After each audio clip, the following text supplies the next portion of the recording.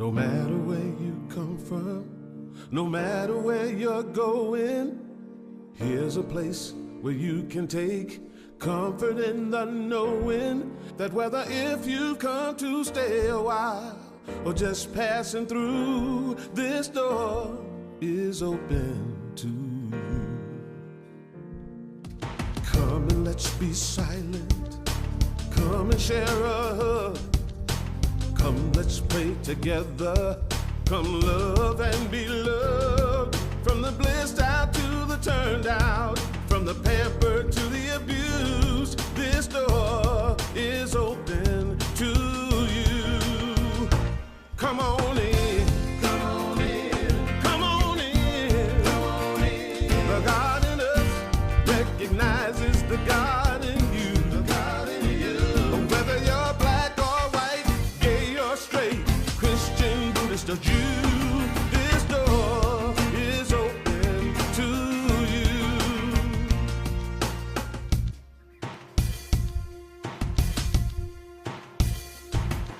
If there's some kind of trouble or pain you're going through, know that you are not alone and someone cares for you.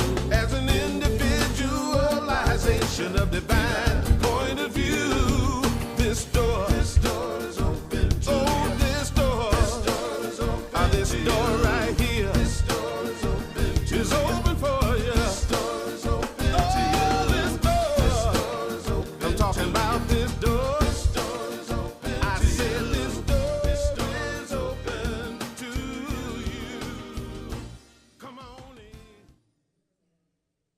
Good morning. I love that song because it doesn't matter who you are, this door is open for you. I want to welcome each and every one of you that are here on this beautiful Sunday.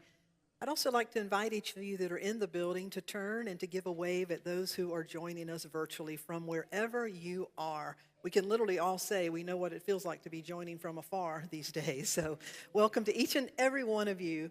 We always like to begin our time with prayer. So let's jump right in this morning with that spirit of gratitude. We take this opportunity as we close our eyes and we tune more inwardly.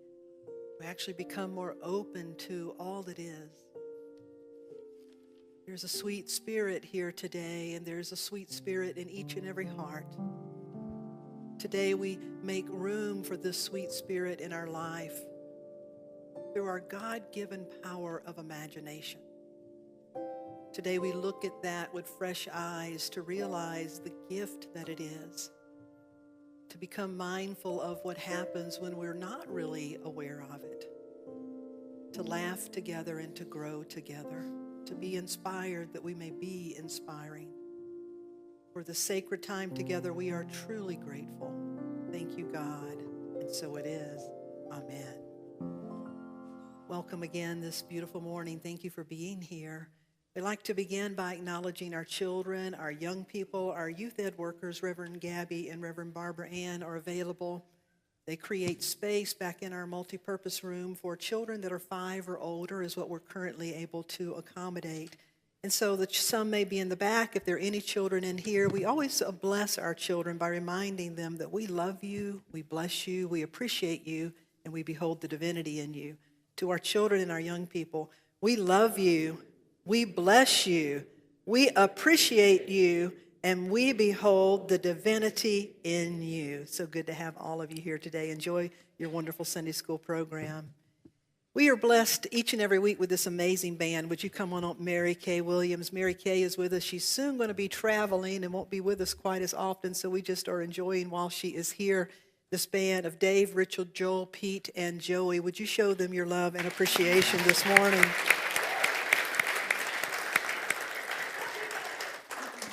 We're going to be talking about spiritual imagination, and to get us started, she's going to sing to us about pure imagination. Mary Kay Williams. Come with me, and you'll be in a world of pure imagination. Take a look, and you'll see into your imagination. We'll begin with a spin, traveling in a world of our creation.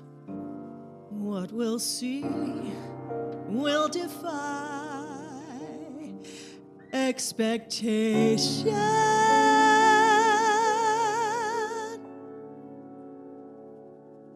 If you want to view paradise, simply look around and view it. Anything you want to, do it. Want to change the world? There's nothing to it. There is no life I know that compares with pure imagination.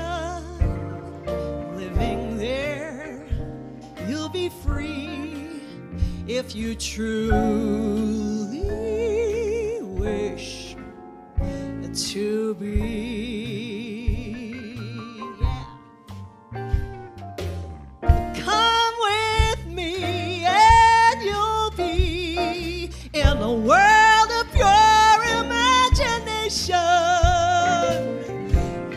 Take a look and you'll see into your imagination. We'll begin with a spin, traveling in the world of your creation. What we'll see will defy explanation. If you want to view paradise, simply look around and view it. Anything you want to, do it. Want to change the world? There's nothing to it.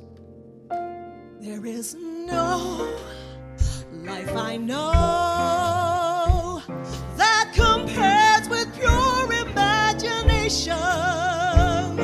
Living there, you'll be free if you truly wish to be.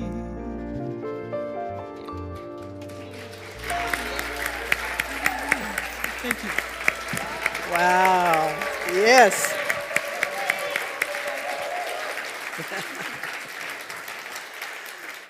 Mary Kay Williams and our Unity Band, what a blessing. That was absolutely beautiful. If you've not yet turned off your cell phone, I'd like to ask you to turn those off or put it on airplane mode. It helps keep the airwaves clear for individuals and for our live stream. I want to acknowledge Reverend Karen Patrick. She is new to our spiritual community, but she's not new to Unity. She's a Unity minister. She's a retired counselor with a private practice, and Spirit has a way of guiding those individuals to this beautiful area and quite often to this beautiful spiritual community. She's going to be teaching a class that starts tomorrow night. She's currently facilitating a Wednesday noon meditation. And something kind of funny, I asked her if she'd share the reading and just let people know about her class tomorrow night, and I sent her the weekly theme of understanding versus imagination. So Karen, you're going to need to call on your imagination to come up with something this morning, but would you welcome Karen Patrick as she shares a reading with you? Thank you, and thank you. Yes, that's the way the Spirit works sometimes, isn't it? So as I turn within and I feel spiritual imagination, I hear guidance. Do you hear guidance? I hear voices. Yes. Good. I see a lot of head nods. And that's our spiritual imagination taking us from fear, doubt, conflict to a deeper understanding, something that can illumine our consciousness. As I grow in that spiritual imagination, I feel acceptance, compassion for myself, for the world that I imagine, the world that we can all live in. There we go. In the book Atlas of the Heart by Brene Brown, she talks about that as compassion. And it's fueled by understanding and acceptance that we're all made of strength and struggle. No one is immune to pain or suffering. Compassion isn't a practice that says, I'm going to fix you. I'm better than you. No, that compassion rises from our spiritual imagination, and it knows that imagination is based on the beauty and pain of our shared humanity. Thank you. Thank you.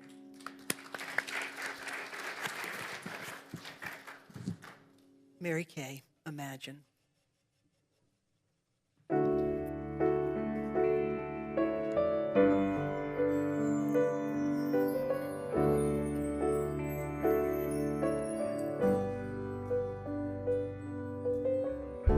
Imagine there's no heaven. It's easy if you try. No hell below us. Above us, only sky. Imagine all the people living for today. Imagine there's no countries.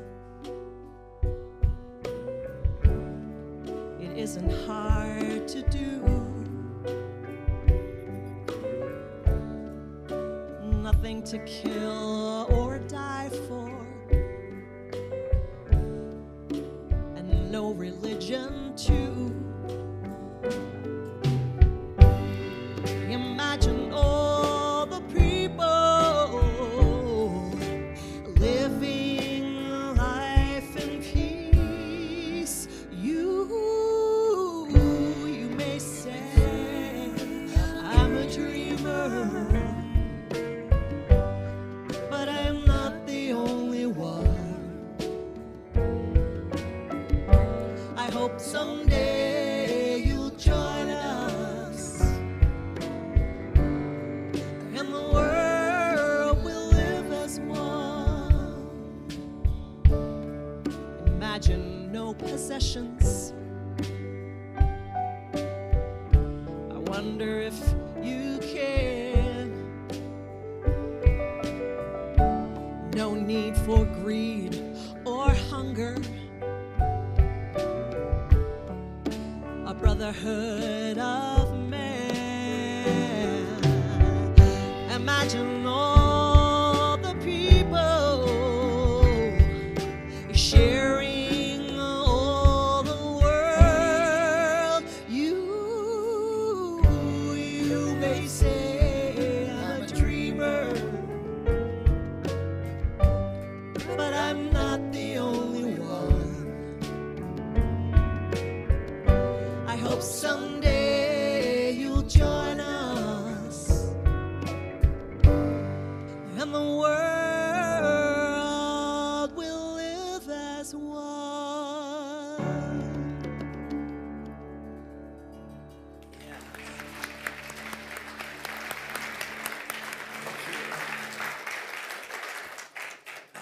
Mary Kay Williams and our Unity Band. They will be back in a bit with one more song. Would you stand for just a moment and just take this opportunity, without hugging, but just take this opportunity to extend a namaste welcome to those that are around you this morning. It's so good to have each and every one of you here. And we take the opportunity to wave again at our live streamers, and it's so good to have those that are joining from afar this morning. Welcome. Thank you so much. You may be seated. We are in the 6th week of a 12-week series that is based on 12 powers. These 12 powers, Charles Fillmore, the co-founder of Unity, looked at these as seeing that each of us have these as an aspect of who we are. It's a part of our nature. It's wired within us. And when we begin to connect with this in light of ourself as a being of spirit, it really opens up our relationship with these capabilities. The first week we talked about the power of faith and what the spiritual faith is being spiritually established in the truth of who we are and in our connection with all that is. Then we talked about strength as being enabled.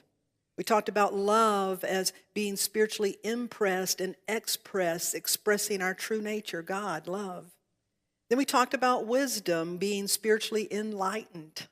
We talked about power being spiritually empowered, and today we talk about imagination, which ultimately is being spiritually inspired. How many of you can think back and remember the cartoon, The Jetsons? Would you show me that, Acela? This popped up on my Facebook feed earlier this week, and you can see it. It comes back from years ago, the cartoon, The Jetsons. You know, they had a knack for doing things in a very futuristic kind of way. And at the time, it was very laughable to think that you could be at home with a sore throat and actually look at some doctor on a screen. But somebody had the forethought, you can take that down, thank you, Acela. Somebody had the forethought to imagine such a things. We talk about imagine, we sing about it. It was just my imagination running away with me. You ever had your imagination just run away with you? We say things like, wow, you've got a rich imagination, or hey, come on, where's your imagination? We look at these beautiful creations of wood that Peter Gollop, one of our members, created, and we think, wow, how did you imagine such a thing? We realize that we rely on our imagination. It's a part of who we are. Imagination is something we all have. It is something we all use. But perhaps you've never considered it like this. It is also something that uses you. That you are an instrument that your imagination is operating through. Take just a second now and close your eyes. Go with me for a moment. Just imagine yourself at a serene place in nature. Imagine you're walking along a path, beautiful day, and you see a place to sit, and you sit beside that path. And you see a little bunny rabbit begins hopping your way, and it stops, and it looks up, and it literally smiles at you. Now smile back. And now just open your eyes and come back. So what did your serene place look like? What did your path look like? Where did you sit? Did anybody sit on a bench? Wooden bench, a different kind of bench. Did anybody sit on the ground? Was your path narrow? Was your path wide? What color was your rabbit? How many of you had a brown rabbit? How many of you had a white rabbit? How many of you had some other color rabbit? How many of you got scared when your rabbit smiled at you? And what else was in there? You see, we all used our imagination, and we imagined a similar thing, but I guarantee you that none of those were exact. And that's the power of the imagination, is because it allows us to draw forth and create from our experience, from our familiarity. It also allows us to become available. You see, imagination is that powerful instrument that allows us to become available to ideas that have not yet taken root on this earth, to ideas that have not yet taken root in your life. Imagine, as John Lennon said, and he sang a song encouraging us to imagine such things that we're not yet fully living out. But how many of you can truly taste it, feel it, see it? How many of you can imagine a world that respects and honors the divinity and still the diversity and all? You see, our imagination is that powerful tool that bridges the gap between what is right here and what is to be. And when we're in right relationship with our imagination, it also allows us to become the instrument for these divine ideas, these ideas that haven't fully taken root, or an idea that's ready to be upgraded. It allows us to be the place where the idea is born and hopefully comes forth. And so when you were just imagining that, you were holding it in your mind's eye. We could say it was held by your imagination. And so our imagination is the window to all things possible. The imagination is the window to the realm of possibility. The imagination crosses the gap between what is and what is not yet here. It crosses the gap between spirit and matter. Charles Fillmore, the co-founder of Unity, said that the imagination is like scissors of the mind. It's what gives shape to undifferentiated thought. He said it's the faculty through which we conceive, give birth, images, impressions, and ideas from the divine mind. It's the capability to draw forth from the unmanifest realm of spirit into substance. J.K. Rowling, the author, the writer of Harry Potter, said, "We do not need magic to transform our world. We all carry the power we need inside us already because we have the power to imagine better." We have that power.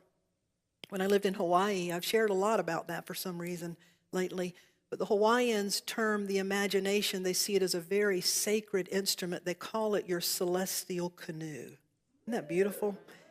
That it allows you to travel, to travel with the gods, to travel to the realm of the divine, to cross that threshold and to become the instrument that brings back those higher thoughts, your celestial canoe. It's very active at night, and it's very active if you allow it to be active. Jesus also, I believe, taught a lot about imagination without ever saying the word. He said things like, judge not by appearances. Well, if you're going to judge something but not by its appearance, then you must use your what? Imagination. He said, do unto others as you would have them do unto you. He's saying, imagine what it would be like to be in another's shoes. Imagine what it would feel like to do this. He's saying, engage your imagination so that you may grow in compassion and connection. He also said, the things that I do, you can do, and even greater. But can you imagine that for yourself? He taught using parables.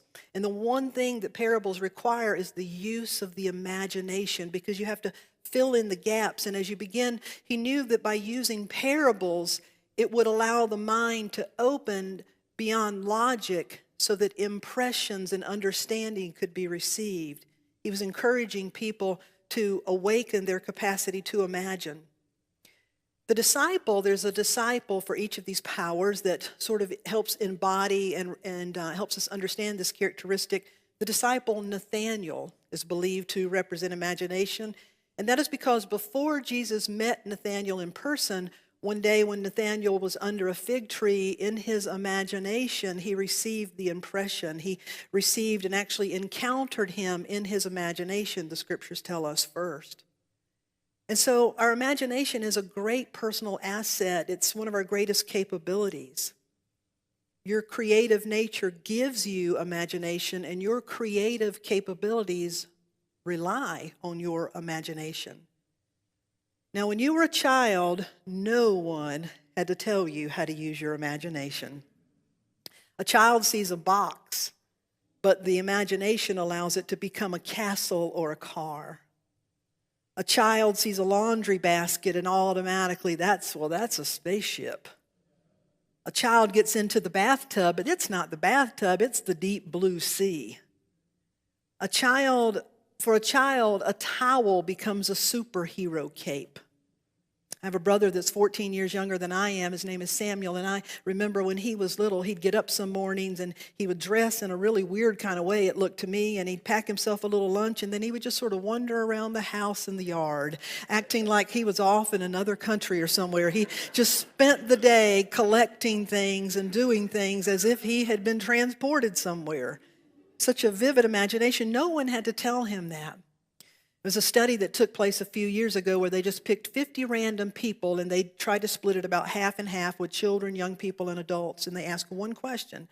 The question was, if you could change one thing about your body, what would it be? So ponder that just a second. If you could change one thing about your body, what would it be? Answers from the adults were things like, the first person said, I would love a smaller forehead. Man said, my ears are too big. I'd like clear skin, bigger eyes, be taller, thinner, muscles defined, all my hair back. Children, if you could change one thing about your body, what would it be? The first little girl smiled and said, well, I would really like a mermaid tail.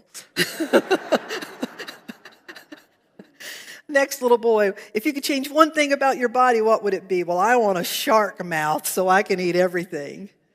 The next one, I want wings so I can fly. The next one said, I want legs like a cheetah so I can run as fast as a cheetah. The next little girl said, I want extra pointy ears. And then the next one said, I want teleportation abilities. So now let me ask you again, if you could change one thing about your body, what would it be? How many of you just upgraded your imagination? Yeah. I think Jesus knew that when he said, become like a little child. Don't lose those precious things. Now, that's not to say logic and reasoning, we need those things, but logic and reasoning should lead us to critical thinking, and critical thinking devoid of imagination leads us to dead ends and ruts. And so it's about balancing all of those things, but making room for the imagination along with the critical thinking and the logic, the reasoning.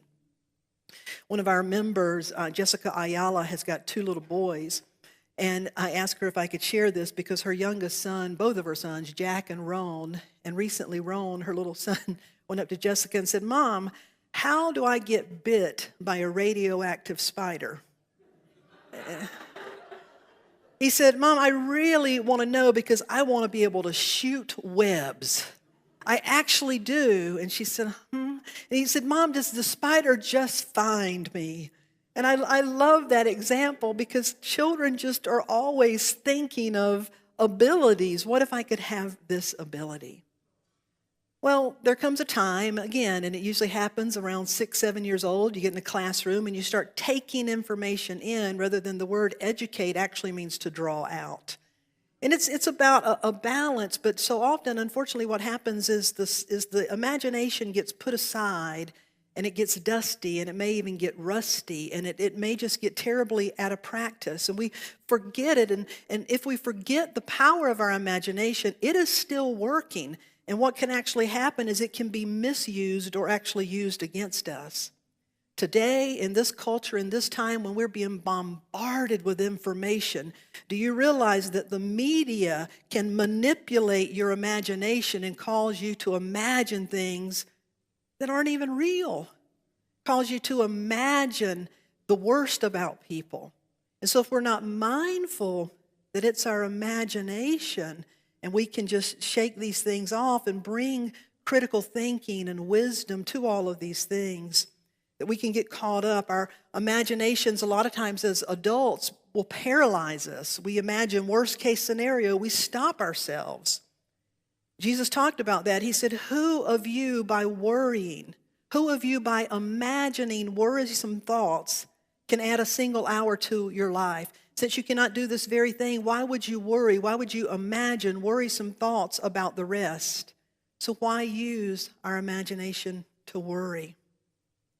In the Genesis story, after the creation story, you know the story of Noah and the ark and the world being destroyed and basically having to take 2. Let's try to start over again.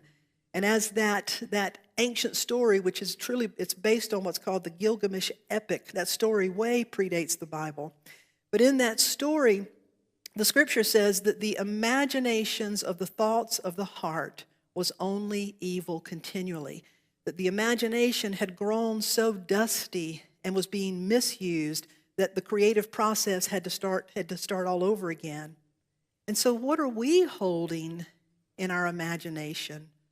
How mindful are we of our power and how we are imagining things all the time? You had to imagine to some degree that you would get up and get dressed and drive here.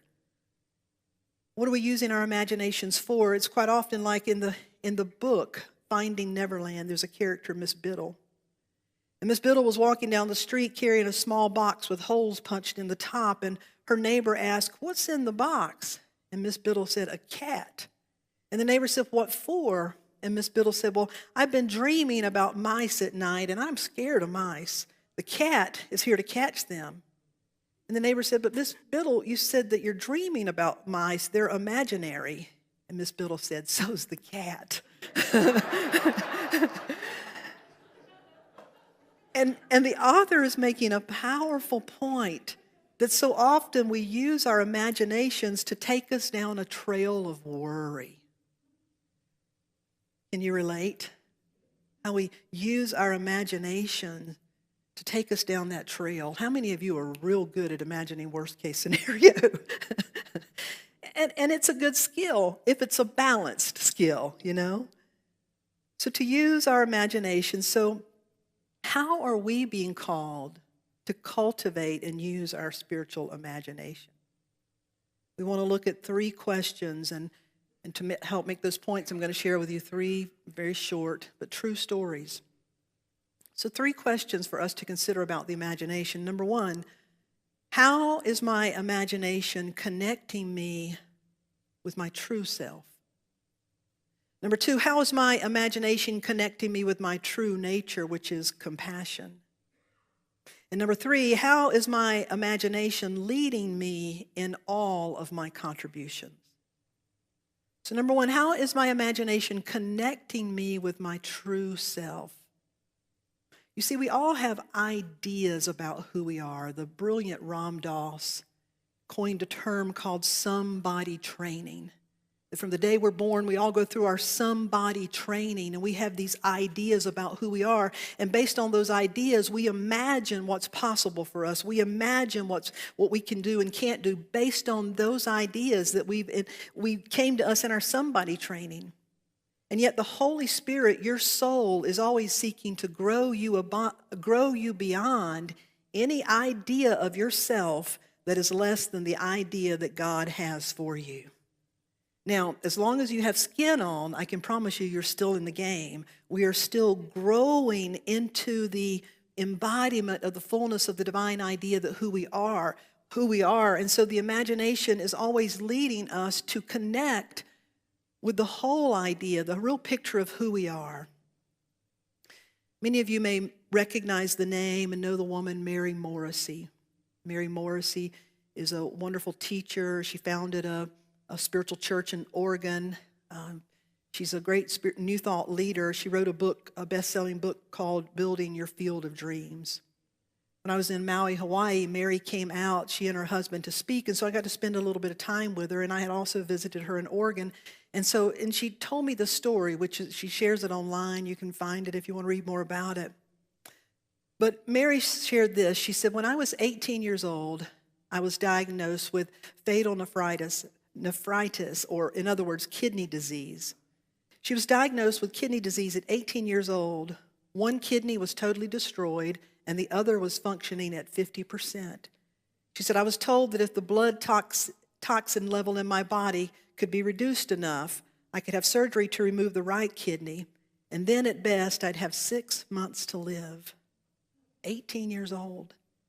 She said, I was lying there in the hospital terrified because I had a 7-month-old son, and I'd been told that I would only live for 6 months at the most. A hospital chaplain walked into my room and asked if I wanted somebody to talk to, and I said yes. She said, I was truly terrified. Again, I had that 7-month-old son, and I'd been told I'd only live for 6 months. And the chaplain said, well, would you like to pray about it? And I said, okay. But what she did not look like prayer to me. Instead, she asked me to tell her about what had been going on in my life. With tears flowing, I began to tell her how at the end of my junior year in high school, I was the homecoming princess. I was on the drill team. I had a lead in the junior play. And then I became pregnant. When the officials at school found out I was pregnant, I was kicked out of school. I was required to finish high school at a separate school for pregnant girls and delinquent boys. I had lost all of my friends, my school, and my reputation. When I finished telling her my story and I was sobbing, the hospital chaplain looked at me and said, "Mary, sweetheart, everything is created twice." She said, I had no idea what she was talking about. She went on to say, "Mary, the bed that you're lying on, the nightgown you're wearing, the sheets, the walls, the ceiling, the floor, the machinery, all had to be created first in thought. They had to be imagined before they could be things." She said, "I hear you love your little boy a lot. I hear you'd like to be a teacher, but I also hear that you've been hating yourself. I hear that you've been imagining a lot of toxic thoughts about yourself." She said, "Can you imagine yourself being completely healed?" And Mary said, I looked up at her and I said, No, I cannot even imagine that. And then she looked at me and said, "Well, can you imagine yourself living beyond this? Can you imagine seeing yourself live to see your little boy grow and even become a man? Can you imagine yourself becoming a teacher? Can you imagine yourself making a difference in your life?" And she said, "I felt something stirring in me." And I said, honestly, "Yeah, I can imagine living beyond this." And she said, the woman looked at me and said, "Well, imagine yourself as God's perfect creation. Imagine yourself held in love. Just imagine that, Mary." And she said, the hospital chaplain walked out of my room, and soon thereafter I fell asleep as I was thinking about that. I had surgery the next day, and 4 months later I was still living. I went back to the doctor's office with a specialist and the surgeon, and they were scratching their heads saying, "We have no science for why your one kidney that was 50% destroyed is now operating at a fully functioned kidney. Whatever you've been doing, keep doing it." Mary is 73 years old today. Yeah. And so she wrote a book about your field of dreams. And one of the things Mary, part of her life is about helping people understand, what are you imagining about yourself? And is it really true? Do you know it's true? And can you create some space to perhaps imagine yourself as the divine idea that you are? Can you imagine yourself? And so imagination, the first thing that it is always asking and offering of us is, how are you imagining yourself? How are you imagining yourself? Ernest Holmes said, "You belong to the universe. There is something within you that can never be disconnected from infinite source. There's something within you that can never be exhausted or limited. There is something within you that is true power, and it is found in expressing your true nature." And just imagine that. Imagine that level of truth about yourself. And so our imagination is connecting you with your true nature. The second is that our imagination is connecting us with compassion. The golden rule, as we call it, is found in all sacred traditions, and it basically says, could you do toward another as you would do towards those you love? That requires imagination, to be willing to imagine what it would be like in someone else's shoes. It creates compassion. What I've come to understand and what I've come to know is I meet with a lot of people, I talk to a lot of people, and one of the most often things I hear is this: I dealt with that, I went through that, I overcame that, and why in the world is that showing up in my life again? And my response always is, because you've never been in relationship with that at the place you are today. You see, you have grown. You have a greater understanding. You have greater use of your spiritual imagination. You have greater resources. And so now perhaps you have the opportunity to be in relationship with it again, to bring forth compassion, to bring forth some healing. When I attended Unity Seminary, when I went through the program, it was a 4-year program. We had 2 years that we could accomplish before moving. Then we had to move to Unity Village, where we lived there and studied for 2 years. And I graduated in June of 2004. Well, at the beginning of 2004, in one of our classes, and maybe it was February, Black History Month, we began to talk about the history of African Americans in unity. And I learned in a speech in 1927, Charles Fillmore, the co-founder of Unity, said, "We see no separation in color, in race, in sect, in creed, in anything. We are all one in spirit." Unity was a pioneer and a forerunner in ordaining women and people of color. And yet, when I learned that, this was also during the time of the Jim Crow laws, and the Jim Crow and the Sundown laws. And so what I learned about those first individuals in the early 1900s who went to Unity Village to become ministers, this is what they received as they were applying in 1934. This comes from the Unity Training School Bulletin. "It will be necessary for all colored students who register for classwork to live in Kansas City. Colored students should write to us early as possible in regard to their plans so that we may arrange for their comfort and convenience in Kansas City." People of color had to stay in Kansas and catch a bus out to Unity Village every day and then go back. People of color were not allowed to stay overnight on the campus. People of color were not allowed to be in the swimming pool. Now, when I learned that, there's no other word than to say I was livid. I was so angry and disgusted and to thought, I'm going to be a part of a denomination that has that in a history? No. I was so upset about that. And I saw it as being out of integrity.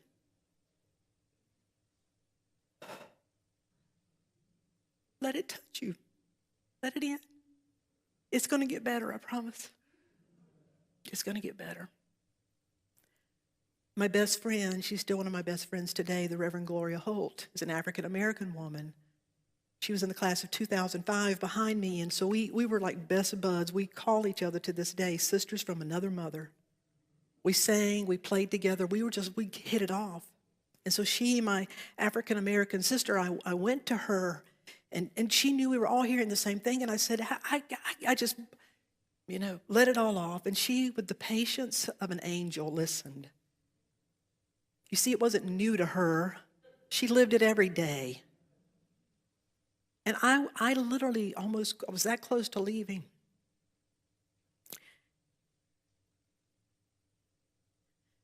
And she said, cannot let the past define you going forward. You cannot let the past define the greatness of this movement.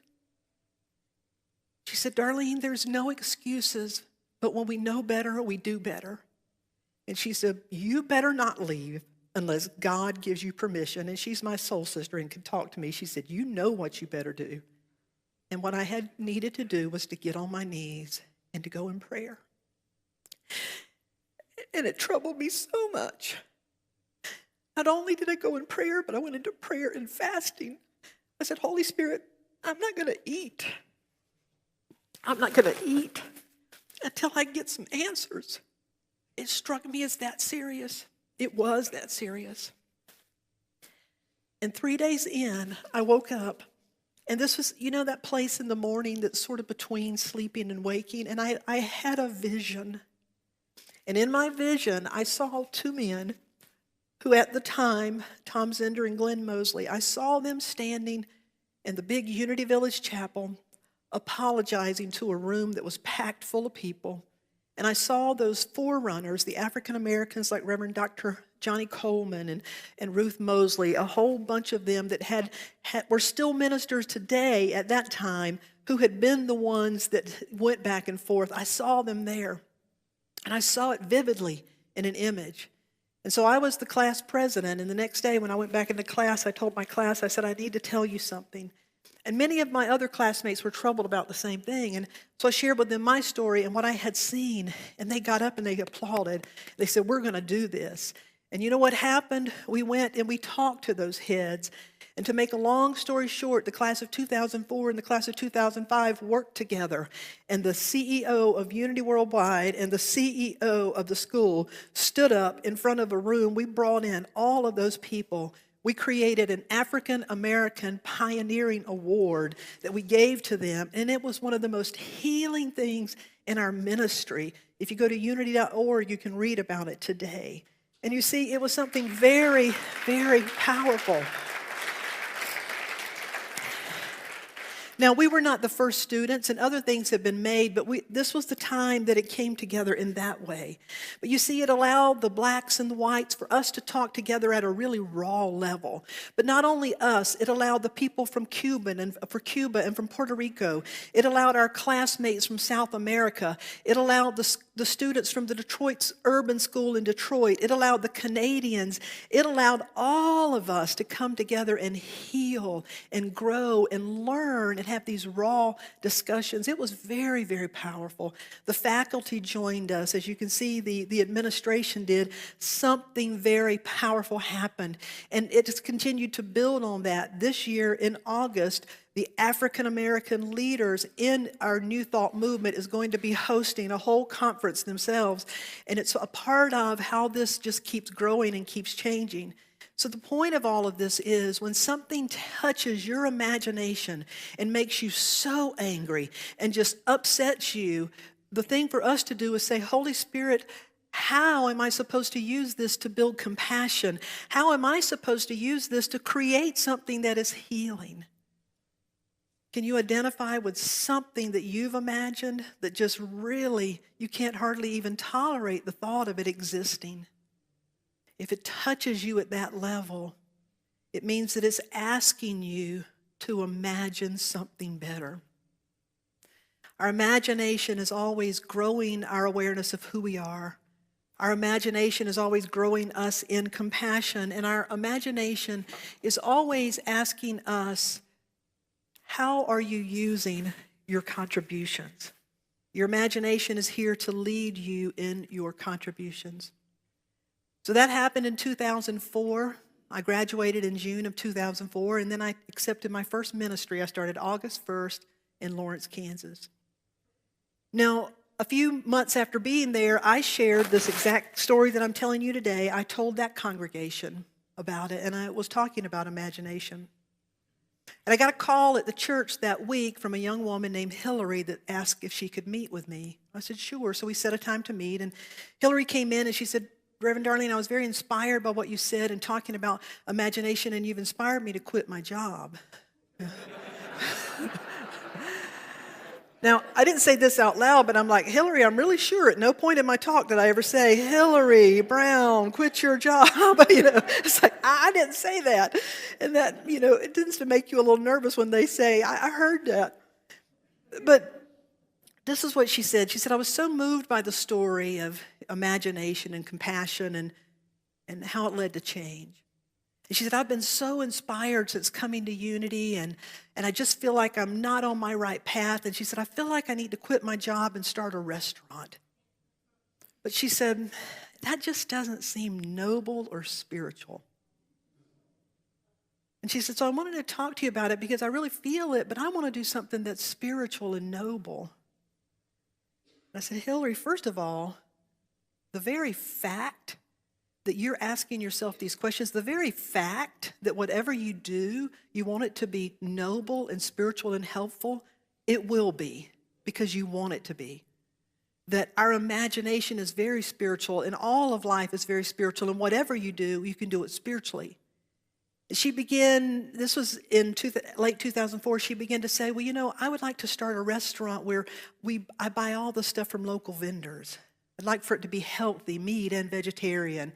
I'd like to have great coffee and food and create a place where people could come in. And she just described this beautiful vision. And I said, to me, that sounds very healing. And the way you light up, it really sounds like it may be yours to do, but you and only you will know that. And so don't quit your job until you know that's yours to do. Well, I want to show you a picture of Hillary. So it wasn't too long after that we met again, and Hillary came in, and sure enough, this is Hillary Brown. She had quit her job. And she started, Richard, would you please come give me that song? She started a restaurant which she called Local Burger, and she did exactly what she said. It not only was a little successful, it was a huge success. Give me the next slide. She had a real knack for making things, organic, natural, from elk to beef to her veggie burgers and stuff were incredible. And within a few years after that, she gained national success. And the next one, you may have actually eaten some of her stuff because Hillary's Eat Well is now a national brand, and that came from Hillary Brown from Unity of Lawrence in Kansas City. Because she trusted her imagination. You see, my friends, our imagination is about who we become in the process. Our imagination is about how much love and compassion. If we're not willing to use our imagination to be in somebody else's shoes, if we're not willing to allow our imagination to cause us to cry, to bring us to our knees and to say, how in the world could it be that horrible? If we're not willing to be touched that deeply, then we're honestly not being opened enough to bring forth the medicine that our world needs. And the beauty of our imagination is when we're willing to do that, higher ideas, divine ideas, things begin to flow through us that not only impact our life, but impact the greater community and the greater life.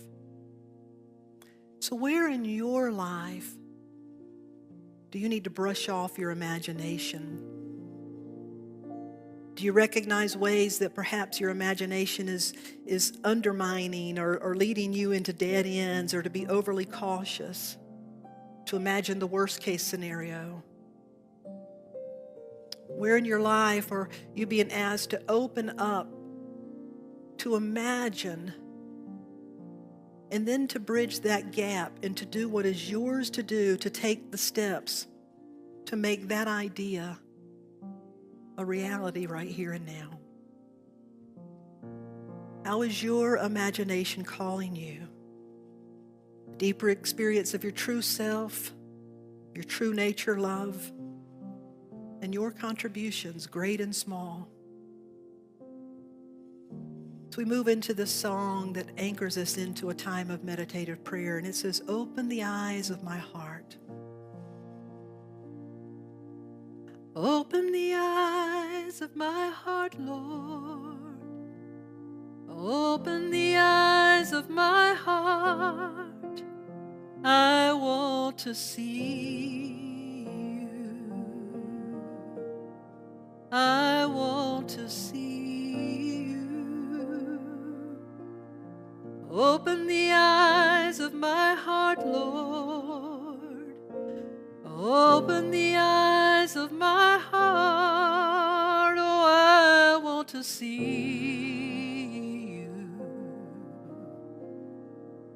And I want to see the truth.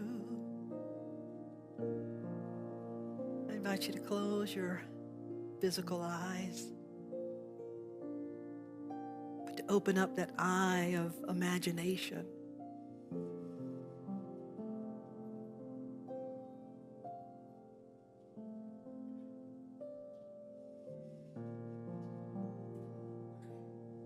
I want you to imagine an acorn,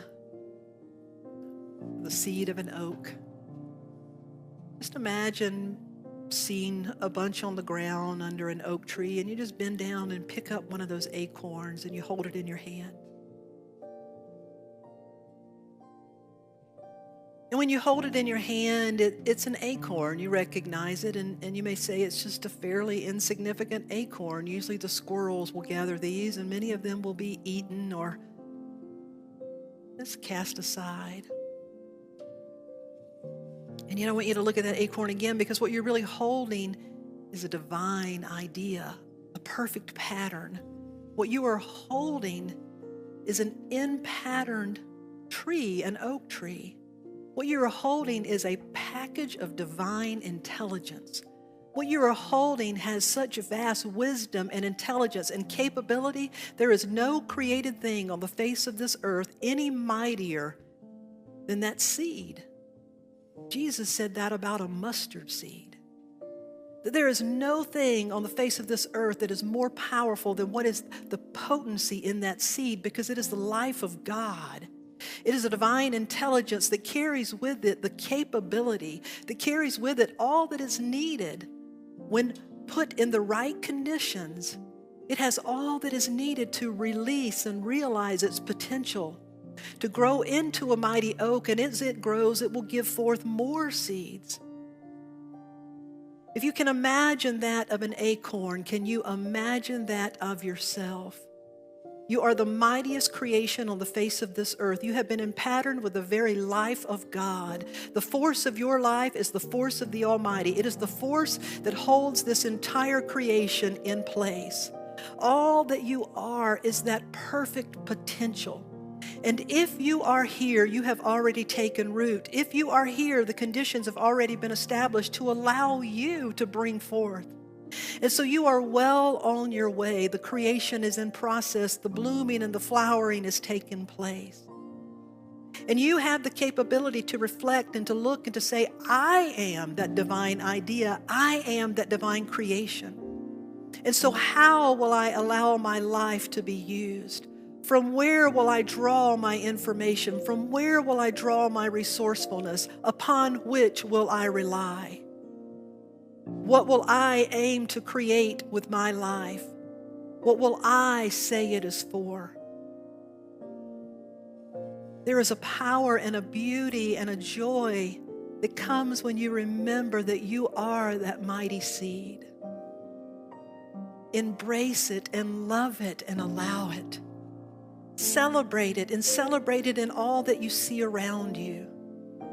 Even those that you would call surely they are rotten seeds.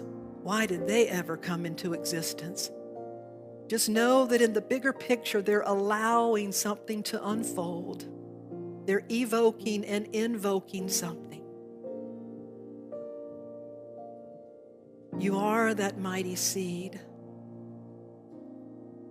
The power of your imagination is being opened in new ways. Is allowing you to be the opening. You to bring forth the capabilities that you didn't even know you had. Allow yourself to be opened and grown in compassion. Bloom and grow and flower and flourish.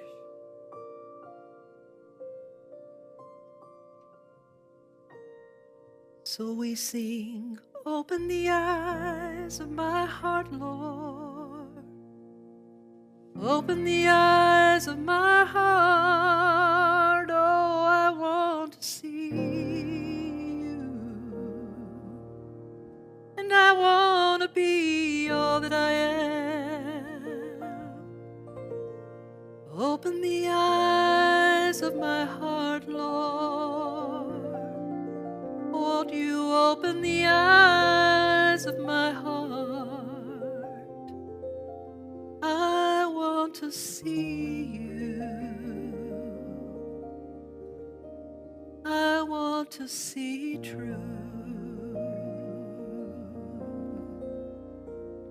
So open the eyes of my heart, Lord.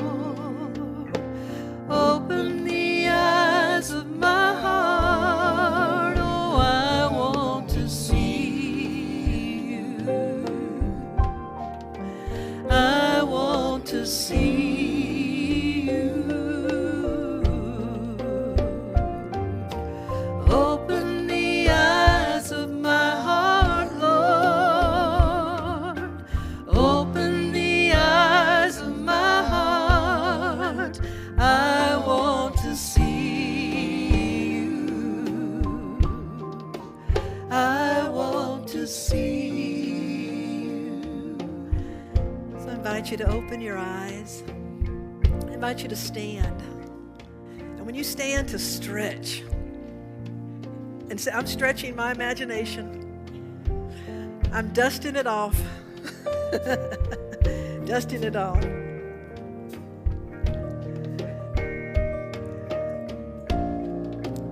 One more time. Let it be your prayer. Open the eyes of my heart, Lord. Open the eyes of my heart.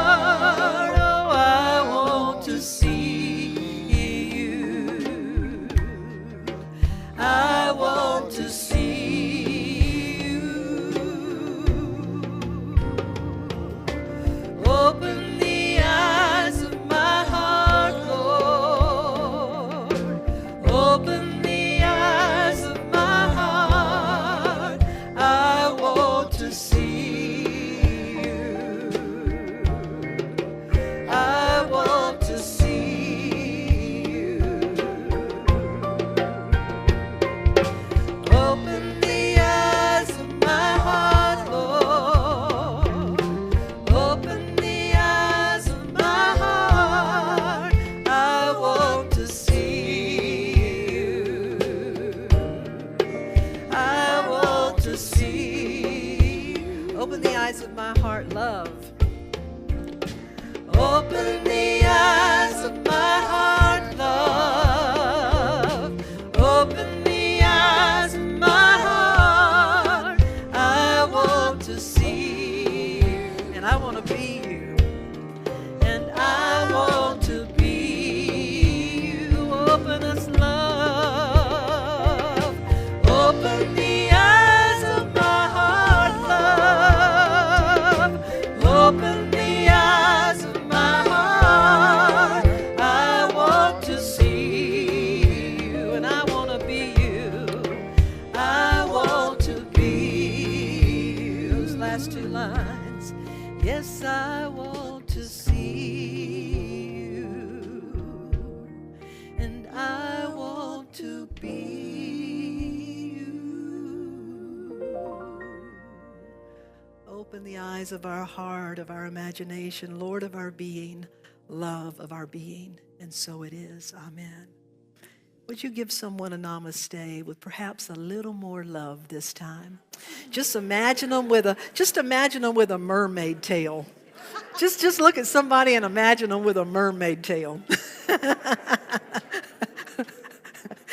It just helps you take them a little less seriously. Thank you so much. Would you please be seated? I want to thank you for being here, for your love, for your support.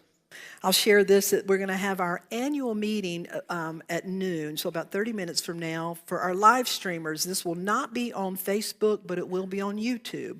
So when we close this out, if you go to our website and follow the crumbs to our Unity YouTube channel, we will be live streaming our annual meeting starting at noon on YouTube. I want to share this. Kate Daigle, I think I saw you here today, Kate. Where are you here? There's Kate. Kate lost her husband, Ed, since COVID happened, and many of you probably remember Ed. He was the tall, thin man who could not help himself but dance in the aisle. And we just love and miss Ed. And you know, being home sequestered with COVID is hard enough, but especially during a time of loss. And Kate sent me the sweetest message on Thursday, and I asked if I could share it, and she said this: Reverend Darlene, I am so grateful. I'm so full of gratitude for all you do, along with the staff, the band, the speakers, all the helpers, everyone who shares on Sunday. I cry, I laugh, I sing, and I dance every Sunday. It is so perfect. I want to thank all of you for creating that for one another. Yeah. Thank you. Thank you, Kate. I also want to thank you for your faithful support, for being the light. As I said, at noon, we're going to have our annual meeting, so we invite you to come back. We have annual reports. If you are a member, a voting member, there'll be 4 board members with clipboards. We just need you to check in, and once you check in, they'll give you your ballot to vote. We also have some snacks. You know, how many of you believe in snacks? I'm a believer of snacks, and so we have apples and some little Kind bars and some other bars, so we have some snacks for you.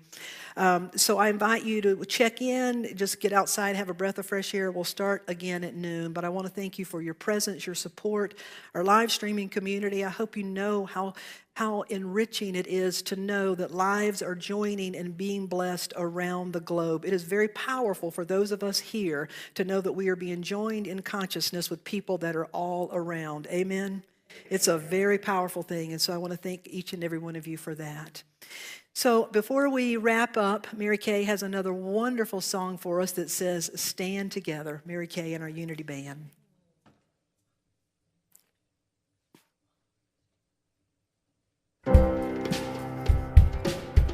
Let's all stand. stand together.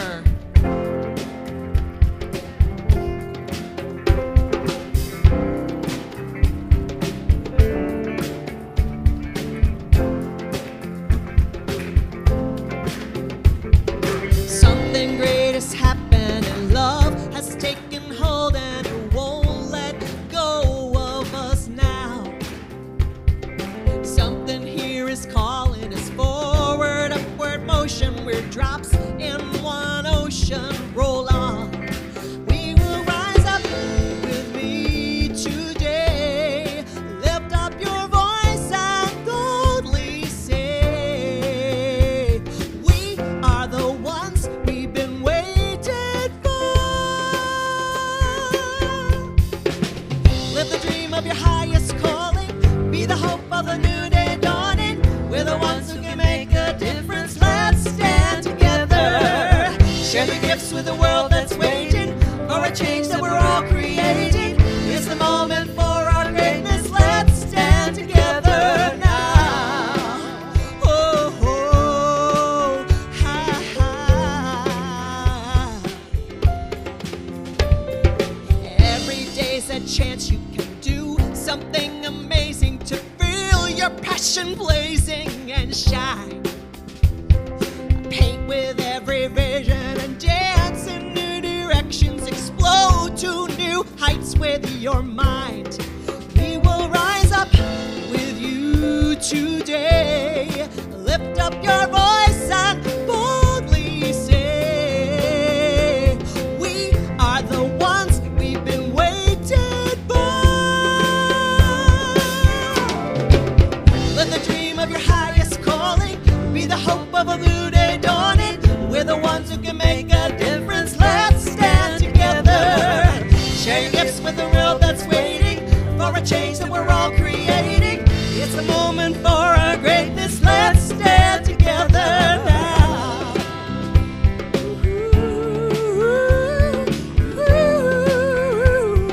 Let's hear some greatness. Yeah.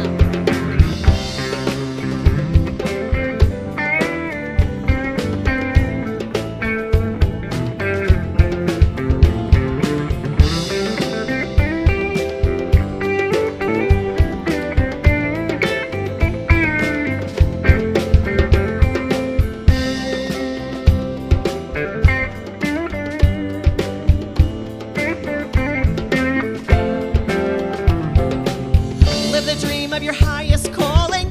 Be the hope of a new day dawning. We're the ones who can make a difference. Let's stand together. Share your gifts with the world that's waiting for a change that we're all creating. In the moment for our greatness, let's stand together now. Live the dream of your highest calling. Be the hope of a new day dawning.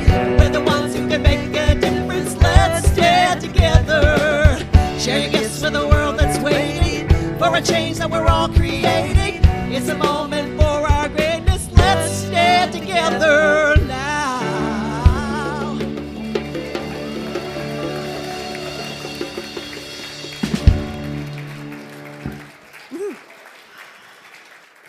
Let's stand together now. We bring this time together with a prayer by James Dillard Freeman that says, the light of God surrounds us. The love of God enfolds us. The power of God protects us. And the presence of God watches over us. Wherever we are, God is, and all is well. Have a wonderful day. I hope to see all of you back here at noon. Mary Kay, sing us out. 1, 2, 3.